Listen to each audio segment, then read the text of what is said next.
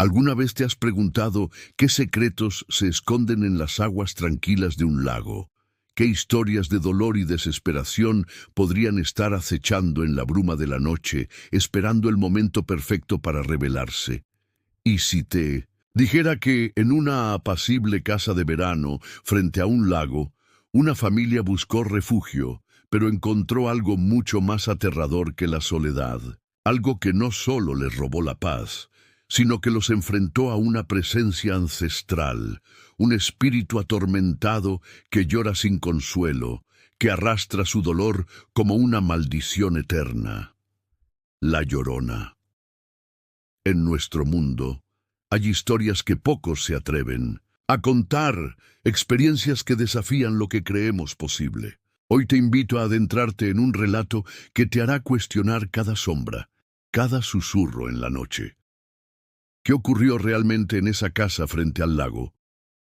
¿Por qué la tranquilidad de un fin de semana se convirtió en una pesadilla de la que no pudieron escapar? En los próximos minutos descubrirás cómo una familia buscando un momento de paz se encontró cara a cara con una leyenda viva, una entidad que no perdona, que no descansa. Te aseguro que, al final de este video, no volverás a ver los lagos ni las noches de la misma manera. Pero antes de comenzar, quiero pedirte algo importante.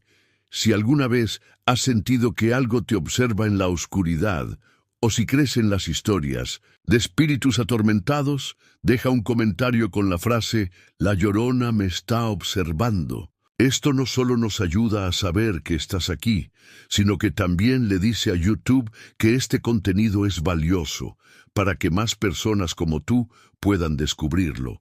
No olvides darle me gusta al video, porque cada like es un faro que ilumina este canal y nos permite seguir compartiendo estas historias contigo. Ahora prepárate, porque lo que estás a punto de escuchar no es solo un relato, es una advertencia. Las criaturas que acechan en la oscuridad de los bosques y las aguas no siempre son producto de la imaginación. Y este relato, aunque te parezca increíble, está basado en hechos reales. ¿Estás listo para conocer la verdad? La familia Martínez había planeado este fin de semana durante meses. Después de un año agotador, lleno de responsabilidades y estrés, necesitaban un respiro. La casa de verano, heredada de un tío lejano, parecía el lugar perfecto, un refugio frente a un lago cristalino, rodeado de bosques espesos y un silencio que prometía paz. Pero desde el momento en que llegaron, algo en el ambiente les hizo sentir incómodos. El aire, aunque fresco, tenía un peso extraño, como si estuviera cargado de algo que no podían ver. El lago, que desde lejos parecía sereno, ahora reflejaba un cielo grisáceo, a pesar de que no había una sola nube en el horizonte. María, la madre, fue la primera en notarlo. Mientras descargaban las maletas del auto, sintió una mirada fija en su espalda. Al voltear, no había nadie, solo el bosque oscuro y el lago inmóvil. «Debe ser mi imaginación», murmuró, tratando de ignorar el escalofrío que recorrió su cuerpo. Los niños, Sofía y Lucas, corrieron hacia la casa emocionados por explorar, pero al cruzar el umbral se detuvieron en seco. La casa, aunque limpia y bien cuidada, tenía un aire frío y desolado. Las paredes, pintadas de un blanco desgastado, parecían guardar secretos en sus grietas, y el silencio, ese silencio no era normal. Era como si la casa estuviera conteniendo la respiración, esperando algo. El padre, Carlos, intentó animar a todos. «Es solo una casa vieja», dijo con una sonrisa forzada. «Mañana nos acostumbraremos». Pero incluso él notó algo extraño. Al abrir las ventanas, el sonido del viento en los árboles no llegaba. Era como si el bosque estuviera mudo, como si algo lo estuviera ahogando. Esa primera noche, mientras cenaban, escucharon un sonido que los paralizó, un llanto lejano, débil pero desgarrador, que venía del lago. Sofía, la menor, preguntó con voz temblorosa: ¿Quién está llorando, mamá? María intentó calmarla, diciendo que era solo el viento, pero en el fondo sabía que no era así. Carlos decidió investigar. Tomó una linterna y salió al exterior, seguido de cerca por María, quien no quería quedarse sola en la casa. El llanto parecía acercarse y alejarse, como si estuviera jugando con ellos. Al llegar al borde del lago, la linterna iluminó algo que los dejó sin aliento, unas huellas mojadas en la hierba, como si alguien hubiera salido del agua recientemente. Pero no había nadie allí. Regresaron a la casa en silencio, tratando de convencerse de que todo tenía una explicación lógica. Pero esa noche, mientras intentaban dormir, el llanto regresó, más fuerte, más desesperado, y esta vez venía de dentro de la casa. La noche cayó sobre la casa como un manto pesado, envolviendo todo en una oscuridad espesa y silenciosa. La familia Martínez intentó dormir, pero el llanto que habían escuchado antes no cesaba. Ahora parecía provenir de todas partes, del pasillo, del sótano, incluso de las paredes de sus propias habitaciones. Carlos, tratando de mantener la calma, revisó cada rincón de la casa con la linterna en mano. «Debe ser un animal», murmuró, aunque en el fondo sabía que ningún animal podía producir un sonido tan humano, tan lleno de dolor. María se quedó con los niños, abrazándolos mientras intentaban conciliar el sueño, pero el llanto no les daba tregua.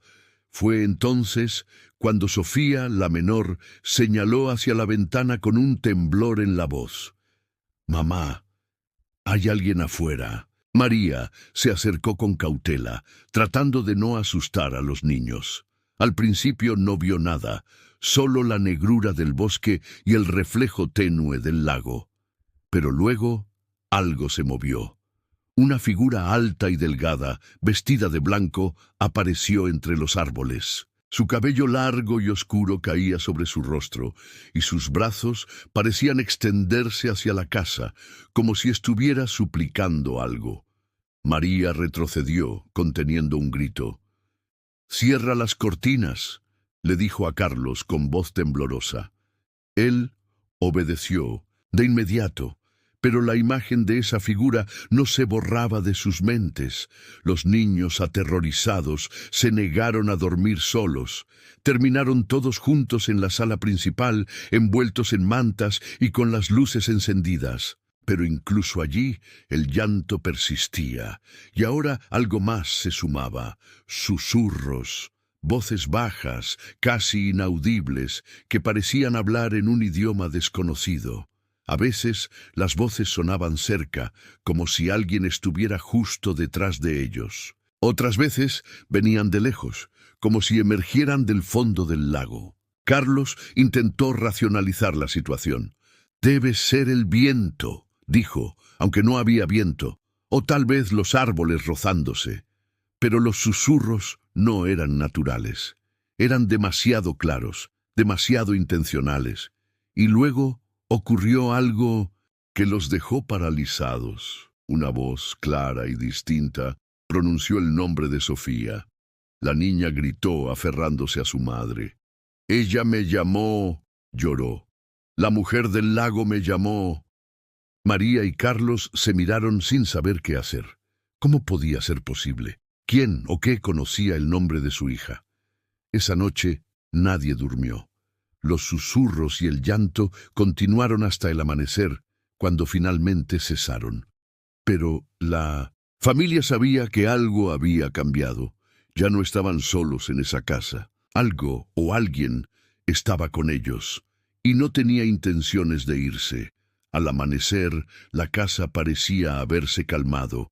El llanto y los susurros habían cesado, y el lago brillaba bajo la luz del sol como si nada hubiera pasado.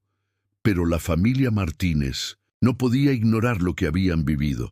Sabían que algo estaba mal, muy mal, y decidieron investigar antes de que fuera demasiado tarde.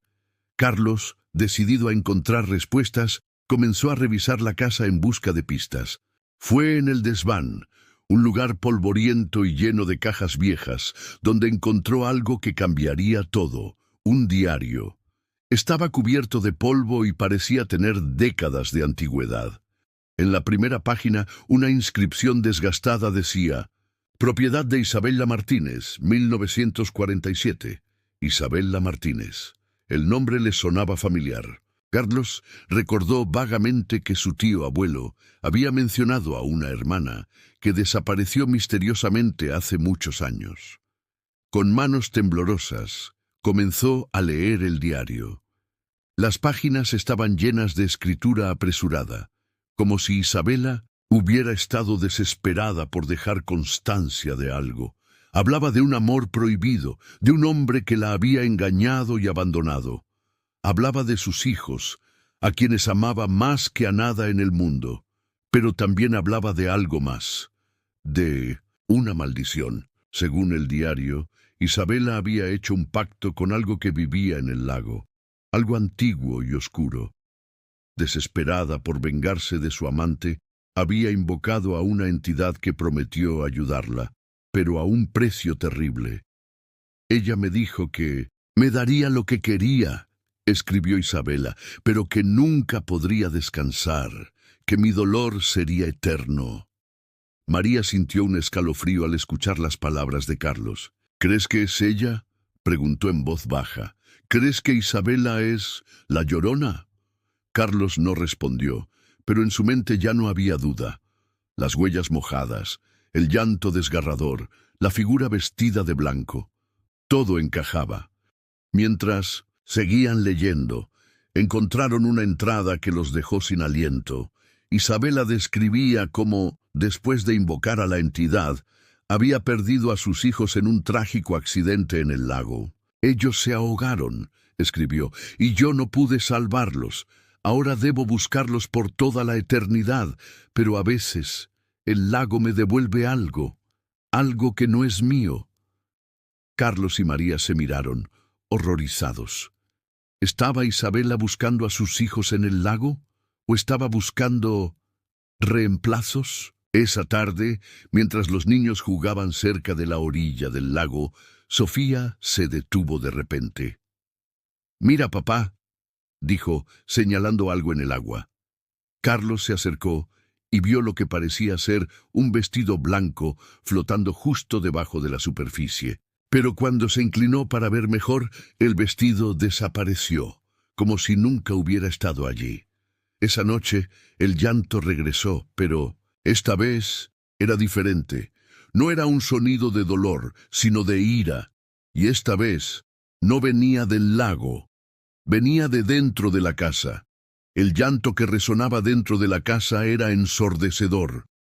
Ya no era un sonido lejano y débil, sino un grito desgarrador que parecía venir de todas partes a la vez. Los niños, Sofía y Lucas, se abrazaban aterrorizados en un rincón de la sala, mientras Carlos y María intentaban mantener la calma. «Tenemos que salir de aquí», dijo Carlos, con voz firme pero temblorosa. «Ahora mismo». Pero cuando intentaron abrir la puerta principal, esta no se dio. Estaba atascada, como si algo la estuviera sosteniendo desde el otro lado. Las ventanas, que antes estaban abiertas, ahora parecían selladas por una fuerza invisible. Fue entonces cuando vieron la sombra. Una figura alta y delgada, vestida de blanco, apareció al final del pasillo. Su cabello oscuro y enmarañado caía sobre su rostro, pero podían sentir su mirada fija en ellos. «La Llorona. Isabela. Mis hijos», susurró la figura, con una voz que resonó en sus mentes como un eco. «¿Dónde están mis hijos?». María, protegiendo a los niños, gritó: «No son tus hijos, déjanos en paz».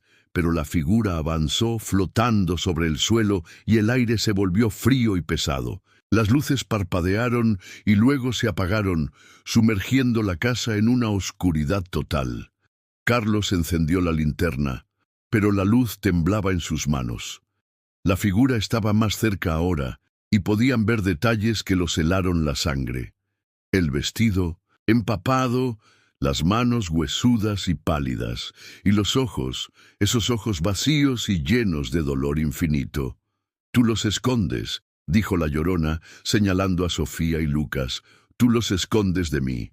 Los niños gritaron, y Carlos se interpuso entre ellos y la figura. «No les harás daño», rugió, aunque el miedo le nublaba la voz. Fue entonces cuando recordaron el diario. María, con una idea desesperada, gritó: «Isabela, tus hijos no están aquí. Ellos se fueron hace mucho tiempo». La figura se detuvo, como si las palabras la hubieran golpeado. Por un momento, el llanto cesó y la casa quedó en silencio. Pero luego la Llorona alzó la cabeza y gritó con una voz que hizo temblar las paredes: «¡Mientes!». El grito fue tan poderoso que rompió los vidrios de las ventanas y derribó objetos de las estanterías. Carlos y María se agacharon, protegiendo a los niños de los escombros que caían. Cuando se atrevieron a mirar de nuevo, la figura había desaparecido. Pero no se habían ido. El llanto regresó, esta vez más fuerte, más desesperado, y ahora venía del sótano. Carlos y María sabían que no podían quedarse allí. Tenían que encontrar una manera de escapar, de romper la maldición que los mantenía atrapados. Pero también sabían que para hacerlo tendrían que enfrentarse a la verdad detrás de la historia de Isabela, y eso significaba bajar al sótano. El sótano era un lugar que la familia había evitado desde su llegada. La escalera de madera crujía con cada paso, y el aire era denso, cargado con un olor a humedad y podredumbre. Carlos bajó primero, con la linterna en una mano y un palo que había encontrado en la cocina en la otra. María lo seguía de cerca, sosteniendo a los niños que lloraban en silencio. El llanto que venía del sótano era diferente ahora. No era un sonido de dolor o ira, sino de desesperación. Era como si la Llorona estuviera sufriendo, como si algo la atormentara más allá de su propia maldición. Al llegar al fondo de las escaleras, la linterna iluminó una escena que los dejó sin palabras. Las paredes del sótano estaban cubiertas de símbolos extraños, pintados con algo que parecía sangre seca. En el centro de la habitación había un altar improvisado, con velas apagadas y objetos personales, un vestido de niño, un juguete roto y un espejo cubierto con un paño negro. Carlos se acercó al altar con cautela. «Esto es algo ritualístico», murmuró. Isabela no solo invocó a la Llorona, ella se convirtió en ella.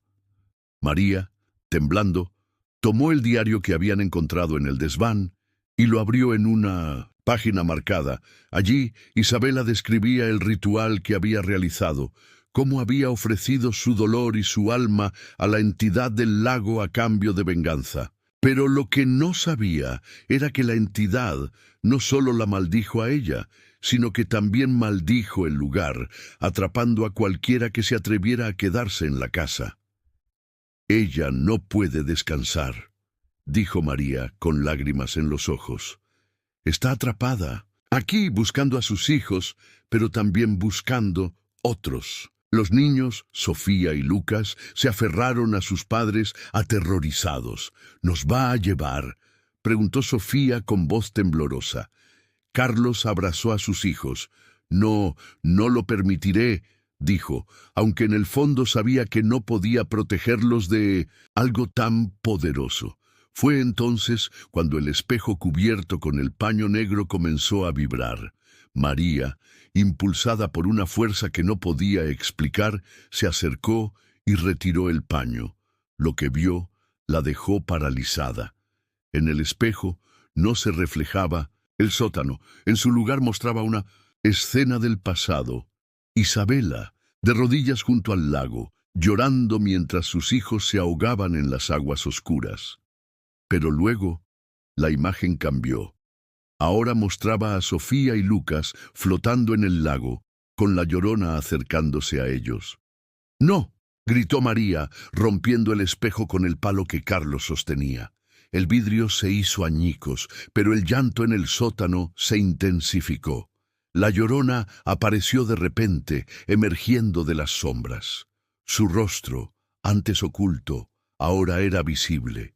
Ojos vacíos, mejillas hundidas y una expresión de dolor infinito. «Ellos son míos», susurró, extendiendo sus manos hacia los niños.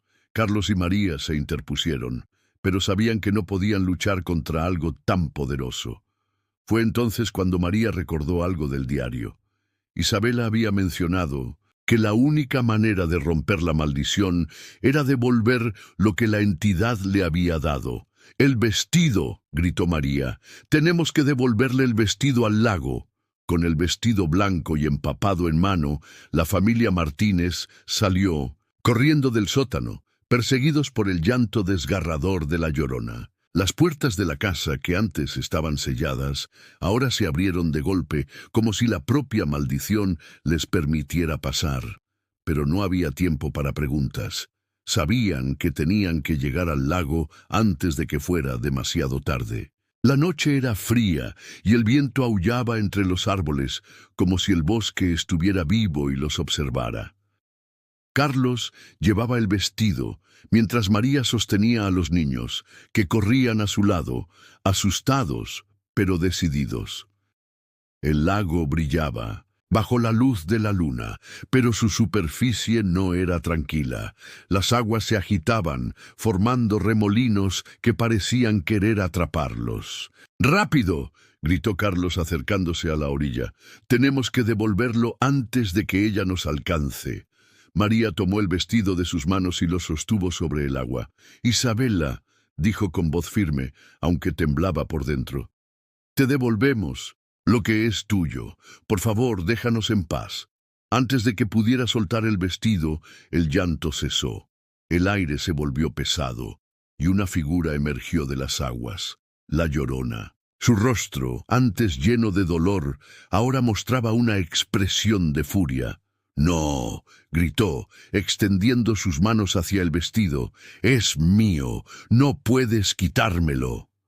Carlos se interpuso entre la Llorona y su familia.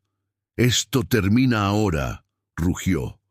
«Tu dolor no nos pertenece». María, con lágrimas en los ojos, soltó el vestido en el agua. Por un momento, todo quedó en silencio. El vestido flotó en la superficie, y la Llorona lo miró con una mezcla de tristeza y desesperación. Pero entonces algo cambió. El agua comenzó a hervir y el vestido se hundió lentamente, como si el lago lo estuviera tragando. La Llorona gritó, un sonido tan desgarrador que hizo que los árboles temblaran. Su figura comenzó a desvanecerse, como si estuviera siendo arrastrada hacia las profundidades. «Mis hijos», lloró, extendiendo sus manos hacia Sofía y Lucas, «no me dejen sola». Los niños, aterrorizados, se abrazaron a sus padres, pero la Llorona no los tocó. En lugar de eso, su figura se desvaneció por completo y el lago quedó en calma. La familia Martínez se quedó allí, en silencio, sin saber si lo que habían hecho había funcionado. Pero cuando el sol comenzó a asomarse en el horizonte, supieron que la maldición se había roto. La familia Martínez nunca olvidaría lo que vivió en esa casa frente al lago. Aunque la maldición se había roto, las cicatrices de esa noche permanecerían con ellos para siempre. Regresaron a su vida cotidiana, pero algo había cambiado. Ya no veían el mundo de la misma manera. Ahora sabían que, en las sombras, en los rincones más oscuros de nuestro mundo, existen historias que desafían lo que creemos posible. ¿Y tú? ¿Crees que las leyendas son solo eso, leyendas? ¿O crees, como la familia Martínez, que hay verdades ocultas en las historias que nos contaban de niños? La Llorona, el lago, la casa maldita. Todo esto nos recuerda que hay fuerzas en este mundo que no podemos explicar, pero que, de alguna manera, nos conectan con algo más grande, más profundo. Si llegaste hasta aquí, déjame decirte algo. Eres valiente. Muy pocas personas tienen el coraje de adentrarse en relatos como este, de enfrentarse a las preguntas que nos hacen cuestionar nuestra propia realidad. Por eso, quiero que hagas algo importante. Comenta con la frase: "La oscuridad no me asusta". Con esto, no solo demostrarás que eres uno de los pocos que llegó hasta el final, sino que también me ayudarás a saber que estás aquí, que estas historias resuenan contigo. Además, no olvides darle me gusta a este video. Cada like es una señal para YouTube de que este contenido vale la pena, de que hay personas como tú que quieren seguir explorando lo desconocido, lo misterioso, lo que nos hace sentir vivos. Y si aún no lo has hecho, suscríbete al canal, porque aquí, en este espacio, no solo compartimos historias, creamos una comunidad de valientes que no temen mirar hacia la oscuridad.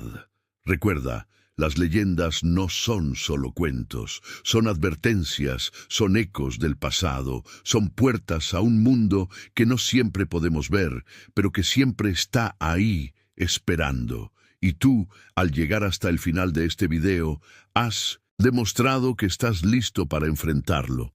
Gracias por ser parte de esta historia, gracias por ser valiente, y recuerda, la próxima vez que escuches un llanto en la noche o que sientas que algo te observa desde las sombras, no lo ignores, porque a veces las historias más oscuras son reales.